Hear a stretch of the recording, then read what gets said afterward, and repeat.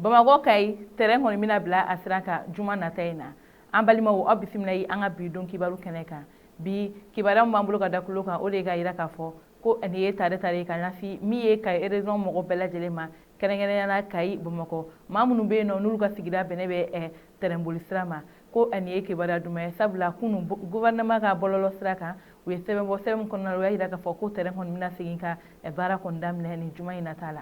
Ayiwa an bɔra dɔnniya ka yira k'a fɔ terrain jɔli Mali la a bɛ san caman kɔni bɔ ni dɔw yɛrɛ b'a fɔ ko san 5 bɔ ɲɔgɔn kɔ kabini min ye san 2018 kɔnɔna la terrain ko ale kuma kɔni kun jɔra an ka jamana kɔnɔna la ka tuma min na Ibrahim Bubakar Keyita kɔni kun bɛ fanga la layidu caman taara ka yira k'a fɔ ko terrain kɔni bɛna segin an ka jamana kɔnɔna la nka o layidu ninnu caman ma bɔ a sen fɛ nka min ye nin camancɛ fanga in sigilen olu yɛrɛ kɔni ye terrain in kɔni lawuli ani ka essayer Kayi ni Bamakɔ ɲɔgɔn cɛ don tɛmɛnenw na. Ayiwa o bɛɛ tɛmɛnen de kɔfɛla la ko min ye colonel Assimi Goïta ko a y'a yira k'a fɔ ko terrain wulili ka na Mali la k'o ye ale Amina Koba ye o de hukumu na ko fɛɛrɛ bɛɛ lajɛlen kɔni kɛra walasa terrain bɛ se ka boli cogoya min na Mali kɔnɔ na. An bɛɛ lajɛlen b'a kalama Kayi région ale de ye Mali région fɔlɔ ye terrain ale tun bɛ nafaba lase nin région ma sabula dugu minnu bɛ yen nɔ ni terrain boli sira bɛ bɔ o dugu ninnu fɛ ala ni terrain kɔni barika la o dugu ninnu ɲɛtaga ye ani musakako a kun ka nɔgɔ o dugulamɔgɔ ninnu kɔni ma nka terrain jɔli in na o kɛra gɛlɛyaba ye ka ɲɛsin nin bɛɛ lajɛlen ma o de hukumu na min ye maliyɛnden bɛɛ lajɛlen bɛɛ ɲagarila kunun ka yira k'a fɔ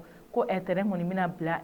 sira kɔni kan wa bio yɛrɛ sɔngɔ kɔni bɔra k'a daminɛ Bamakɔ fo Kayi terrain bɛ jɔ dugu o dugu la o bɛɛ sɔngɔ kɔni dɔlen don sɛbɛn kura min bɔra kunun o kɔni kan ni y'ala yira k'a fɔ ko terrain ni kɔni ye a baaraw kɔni daminɛlen wa ko a tɛna jɔ wa ko musaka minnu bɔra walasa nin baara in bɛɛ lajɛlen bɛ se ka sigi sen kan ko a bɛ miliyari 6 kɔni a n'a kun ka fɛn kɔni bɔ wa o jateminɛw y'a yira k'a fɔ ko ni san fɔlɔ in kɔni na ko musaka min bɛna don ni terrain ko la ko bɛ miliyari 4 ale n'a kun ka ko kan wa san filanan min bɛna da o kan miliyari 1 o n'a kun ka fɛn ko o fana bɛna don o ko la wa ko ni wari bɛɛ lajɛlen bɛ bɔ jamana kɛsu de kɔni kɔnɔna la ayiwa ni kɔni ye kunna wolo ko ye bi in na an bɛɛ lajɛlen kɔni content don ni terrain ko in kɔnɔna na an bɛ dugawu kɛ ala ka kɛ hɛrɛ ye ala ka taaɲɛ bɔ ni terrain ko in kɔnɔna na ayiwa ni tɛmɛnen ka bɔ yen an b'an kun ɲɛsin san kan a yirala k'a fɔ min ye san dugu kɔnɔna ye ko min ye fe ye ko ale kɔni dilanna ye n'o ye anazari maaw kɔni ye ko olu kɔni ye dɔn kɛ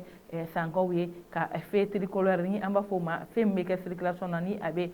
circulation kɔni réglé ni n'a ye wuruji bɔ o kɔrɔ e b'i jɔ yɔrɔ dɔ in maaw kɔni bɛ tɛmɛ ko sankaw kɔni garijɛgɛra o fe kɔnɔna na wa nin y'a yira k'a fɔ ko nin tun ye sankaw ka fe fɔlɔ ye kabini Mali yɛrɛ kɔni kɛra Mali ye wa an bɛ dugawu kɛ hali bi ala ka taaɲɛ ala ka di an ka camancɛ fanga ɲɛmɔgɔw kɔni ma ayiwa an balimaw ni de kɔni kun ye an ka bi kibaruya ka da o kulo kan aw ni ce aw ka kulumajɔ la aw k'an bɛn an ka don kibaru wɛrɛ kɛnɛ kan